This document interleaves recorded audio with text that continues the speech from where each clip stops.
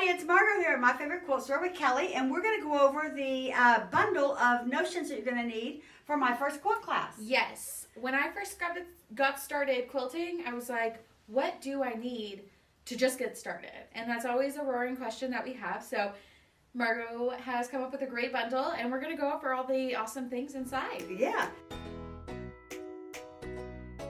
So the first thing you're going to need is a rotary cutting mat. And so if you already have one, that's great. But if you don't, I do like this folding one because you can take it to classes easily. You can move it around easily. The one thing that you have to worry about with mats is that they warp. And so the bigger they are, you've got to make sure you keep them flat, laying flat. You can't store them that long on their side. And also if you leave them in a hot car, they'll warp a little bit and then they'll distort your cutting. So you want to try and keep this in a cool, dry environment and laying as flat as you can at all times, all cutting mats, because otherwise you will have some ripple effects, because I've had that happen. That's good to know, so you don't have to experience that. That's exactly right. Unfortunately, I've experienced it. The next thing you're going to need is a rotary cutter. Yes. So this one's great. You can open and close it easily with your thumb. And I love the color blue on that one, so that was a lot of fun. This is just a very basic beginner 45 millimeter rotary cutter. And it also has a locking mechanism so that you don't cut your hand when you set it down. I always say close your rotary cutter before you set it down. That's always best practice. That's probably one of the hardest things for people to do. So the next thing you need is my favorite ruler. So this size of ruler is great because you can cut borders with it and everything. Mm-hmm. This is probably my most used ruler in my arsenal of rulers.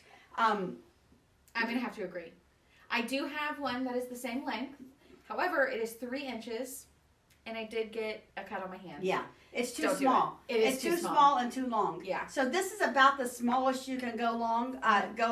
They do come in wider widths. I find them harder to pick up and move all the time. Mm-hmm. This is the weight and the size that I really like, and this one is 6 inches by 24 inches. Mm-hmm. On the 3-inch one, you've only got this much room to put your fingers down. Don't do it. And and it just doesn't hold this ruler well enough when you've got that little space. Mm-hmm. This one you can put your whole hand down in the center like this and do your rotary cutting. So that's why I like this one. It's just big enough that your whole hand can fit inside, and then you won't cut yourself when you're using this one.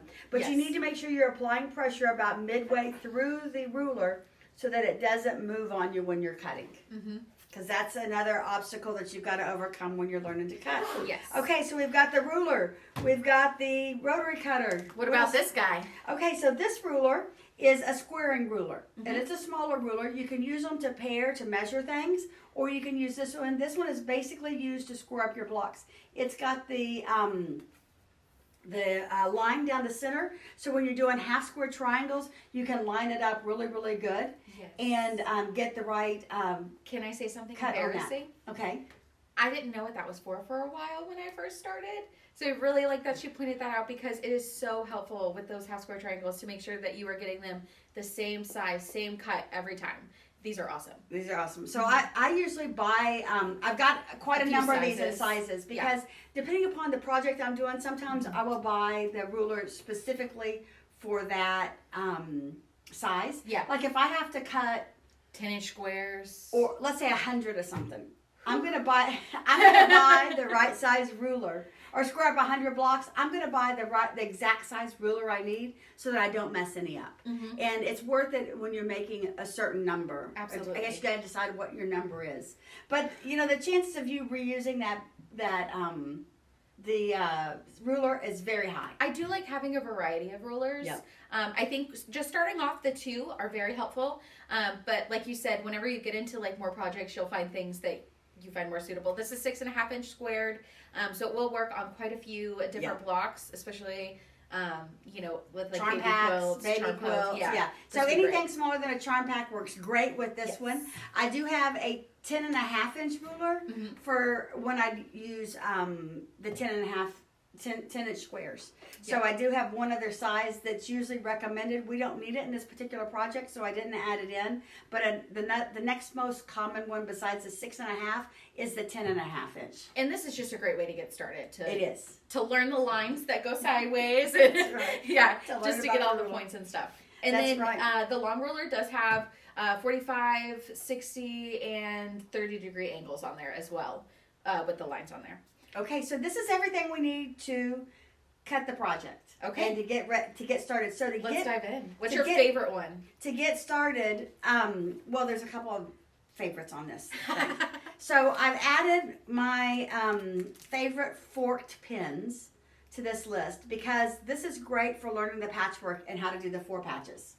So I've added those. We've got the cool pins because you need to pin now and then, and these actually you can use with your iron. The edge is the end of it is silicone, so that it will not burn from the Which or we melt. love. And melt on your iron and start smelling really weird. Yeah, we don't want that. Okay, so then What if you make a mistake? well, we're gonna get to that. Okay. So then on your snips, these are probably the easy snips. These are one of my favorite tools that I have of all times. I use it right by the sewing machine, clip every single thread with it. They're really great to use. Use them all the time. I was gonna say mine live at my sewing machine. Yeah, mine live at my sewing machine. I have at least have 2 pairs and then one on the ironing board too, because you get to the You never ironing know. board. And you're like, oh, snip. Yep, And they're exactly curved right. as well, which is nice. So you actually kind of have like a better angle to get those Yep. small threads. So, just in case we make a mistake, we've happens. included It a seam happens. ripper because if you don't have one, you're gonna need it. This is just a very basic seam ripper, but it is one of my favorites. It's got a little point on it that helps you pick out the threads, and it's very nice and sharp, and it's a good size to use. I really like this Yes. particular. And I like this little piece on the end too. It's like a silicone rubber. Yep. And you can just like rub that on the threads that you have left over, and it really picks them up nicely. It's got a little picture on there. It does. So just another little easy step. Okay, so then when we get the quilt top done, we've got to learn to quilt it. So there's a few things that we Yes. need. We're going to do machine quilting on this, so we need some safety pins to pin our batting together. We've got some regular stitch scissors or regular scissors in here because we're going to need this to cut the batting, but we're also going to need this to cut out our applique. Yes. So we needed some regular scissors, and these are by Kai, and they're one of my favorites. They're very, very sharp. They've got a very point center, a very point at the end that you get nice, crisp cuts when you're like using that. them.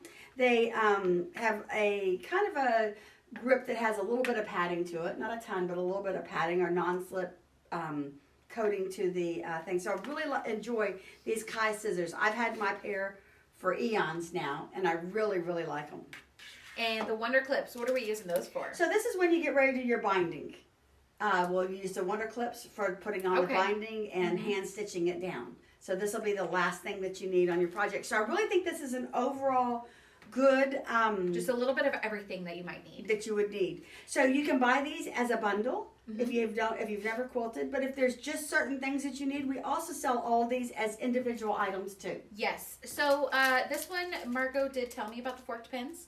I got them as a stocking stuffer this past year, and I love them. They make your corners match up so nicely, and they really keep everything snug. So Yep.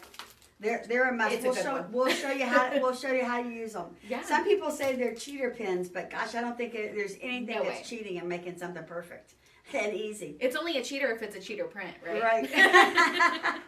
Awesome. Well, these are all the things that you'll need to get started on My First Quilt, which we have behind us. We'll do some demos on these products, and if you guys have any questions, definitely throw them below, and we'd be happy to help you guys out. Yep. Happy sewing. Happy sewing!